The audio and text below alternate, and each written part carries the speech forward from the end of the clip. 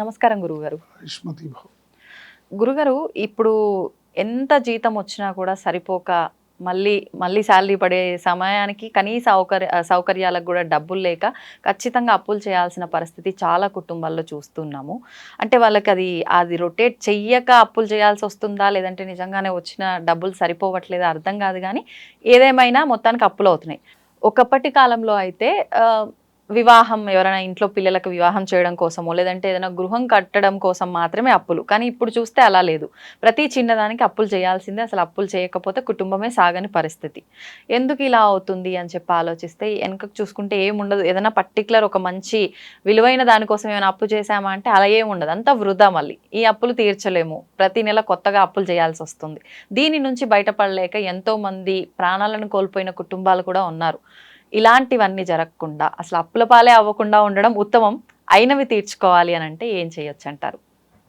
అప్పులు పాలవుతున్నామంటే అది మన చేతుల్లో పని. ఎందుకంటే ఫైనాన్షియల్ ఇండిసిప్లిన్, మనకి ఎంత వస్తుందో తెలుసుకోకుండా అవును, మనకి అన్నీ కావాలనుకోవటం. పక్కింటి వాళ్ళకి ఏసీ ఉంది, మనకి ఏసీ ఉండాలి. వాళ్ళకి కారు ఉంది, మనకు కారు ఉండాలి. వాళ్ళు ఈ నెక్లెస్ కొనుక్కున్నారు, మనం కొనుక్కోవాలి. వాళ్ళు ఇల్లు ఫ్లాట్ కొనుక్కున్నారు, మనకి కావాలి. అంటే లైఫ్ స్టైల్ చేంజెస్ ఎలా వచ్చిందంటే ఎదుటి వాళ్ళతో కంపారిజన్ చేసుకుంటూ జీవితాన్ని ముందుకు సాగించడం వలన ఏర్పడిన పరిస్థితులు. తర్వాత మార్కెట్లో ఏంటి, సిబిల్ రేటింగ్ బాగుంటే అప్పు ఇచ్చేస్తారు. అవును, అప్పు ఎంత ఈజీగా వస్తుందో తీర్చడం అంత ఈజీ కాదు. అంతే కదా. ప్రతి చిన్నదానికి పెద్దదానికి అన్నిటికీ ఈఎంఐ ఫెసిలిటీ ఉంది. అవును, ప్రతి చిన్నదానికి మీరు 5,000 రూపాయల వస్తువు కొన్నా కూడా ఈఎంఐ ఫెసిలిటీ ఉంది. 5 లక్షల వస్తువుకు కూడా ఈఎంఐ ఫెసిలిటీ ఉంది. 5 కోట్ల వస్తువుకు కూడా ఈఎంఐ ఫెసిలిటీ ఉంది. ఇలాంటి పరిస్థితుల్లో మనకి ఏది కావాలి, ఏది అక్కర్లేదు, ఎంతవరకు ఉండాలి, ఎంతవరకు చేసుకోవాలి, ఇది మనకు అవసరమా కాదా? అవసరమే ఉండొచ్చు. అంటే ఒకప్పుడు లగ్జరీస్ అన్నీ ఇప్పుడు నెససరీస్ అయిపోయినాయి. ఒకప్పుడు ఇంట్లో ఏసీ ఉండడం అనేది ఒక లగ్జరీ, ఇప్పుడు కంపల్సరీ, లేకపోతే ఉండలేరు పిల్లలు. సమ్మరు అసలు ఉండలేము, కష్టం. అంటే మారిపోయింది కాలానుగుణంగా మనుషుల ఆలోచనలు, మనస్తత్వాలు మారిపోయినాయి.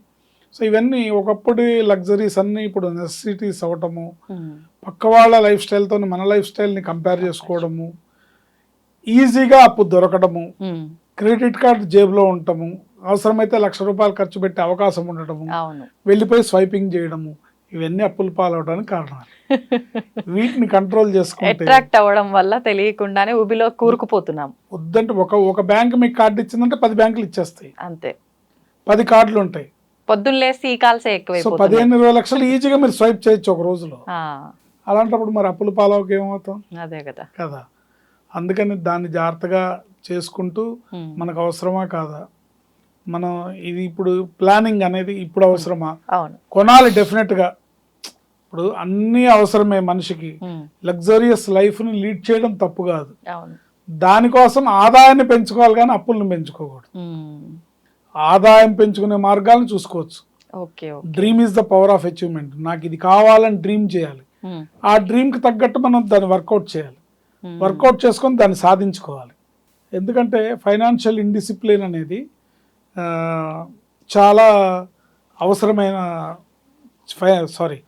ఫైనాన్షియల్ డిసిప్లిన్ అనేది అనాలోచితంగా చేసుకోవడం వల్ల ఇబ్బందులు పాలవుతాం. అవును, ఎందుకంటే సాధారణమైన జీవితాన్ని జీవించడానికి కూడా ఒక క్యాలిక్యులేషన్ ఉంది.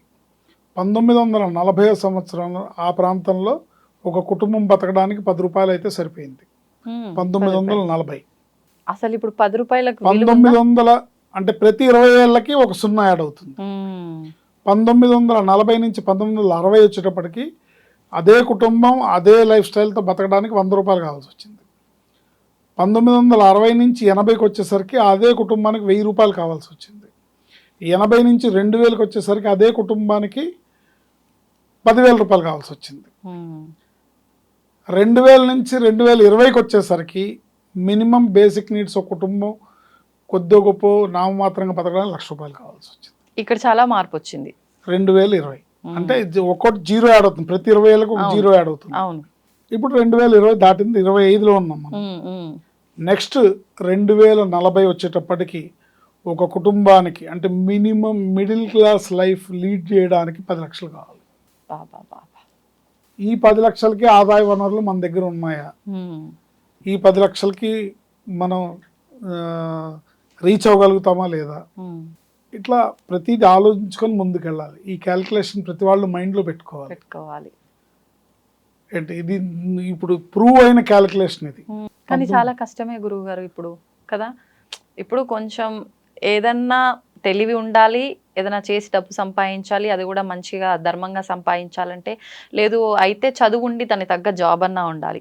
వీళ్ళిద్దరికి సోర్స్ ఉంటుంది, మిగతా వాళ్ళకి చాలా కాలాంతరంలో వచ్చే మార్పులు. ఇప్పుడు ఒకప్పుడు సాఫ్ట్వేర్ భూమ్ వచ్చింది, సాఫ్ట్వేర్ ఎంప్లాయీస్కి లక్షల్లో కోట్లలో జీతాలు వచ్చినాయి.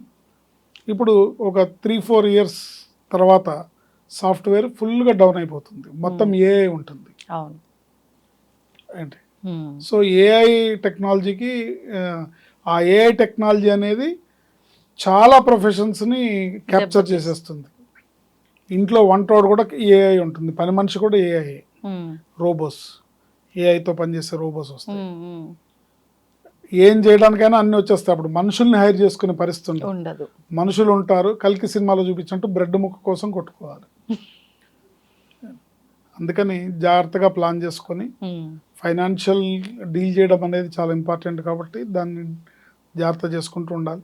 తెలియకుండానే నా ప్రమేయం లేకుండానే పెరిగిపోతున్న అప్పులు నేను అవాయిడ్ చేయలేకపోతున్నాను, అన్అవాయిడబుల్ సర్కమ్స్టాన్సెస్ నన్ను చుట్టుముడుతున్నాయి, ఈ అప్పుల ఊబిలోంచి నేను బయటపడాలి అని కొంతమంది, లేదా ఆల్రెడీ తెలియక చేసిన తప్పుల వల్ల అప్పులు అయిపోయినాయి, ఇక నుంచి నేను జాగ్రత్తగా ఉంటాను కానీ ఈ అప్పులు తొందరగా తీరాలి అనే వాళ్ళు మటుకు తీసుకోవాల్సిన జాగ్రత్తలు ఏంటంటే, మంగళవారం నాడు ఎట్టి పరిస్థితుల్లో అప్పు చేయకూడదు.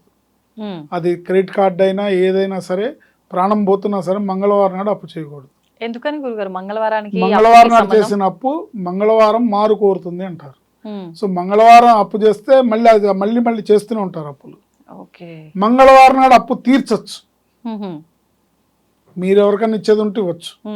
నెక్స్ట్ మంగళవారం నాడు అప్పు తీసుకోకూడదు, మీరు ఎవరికన్నా ఇవ్వకూడదు. మీరు ఎవరికన్నా మంగళవారం నాడు ఇస్తే ఆ డబ్బులు రావు, ఇంకా రావు అనుకోని బదులు ఇవ్వటం, అప్పుగా ఇవ్వటం అలాంటివి కూడా చేయకూడదు. ఇస్తే రావు, లేదా మళ్ళీ మీరు ఇస్తూనే ఉంటారు తప్ప తిరిగి రావు. మంగళవారం నాడు అప్పు చేయకూడదు, అప్పు తీసుకోకూడదు. అప్పు తీర్చచ్చు, తీరిస్తే కుజుడు సంతోషపడతాడు, గ్రహశాంతి లభిస్తుంది, దానివల్ల అప్పులు తొందరగా క్లియర్ అవుతాయి.